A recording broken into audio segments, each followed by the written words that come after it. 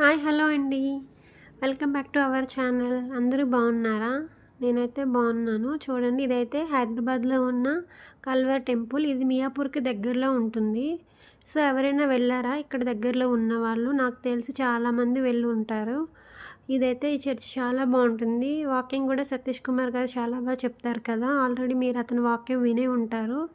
So నేను ఇది second time వెళ్ళడం అన్నమాట. నేను మా ఫ్యామిలీతో కలిసి వెళ్ళాను. మా అక్క వాళ్ళ పిల్లలు ఇలా అందరం కలిసి వెళ్ళాము.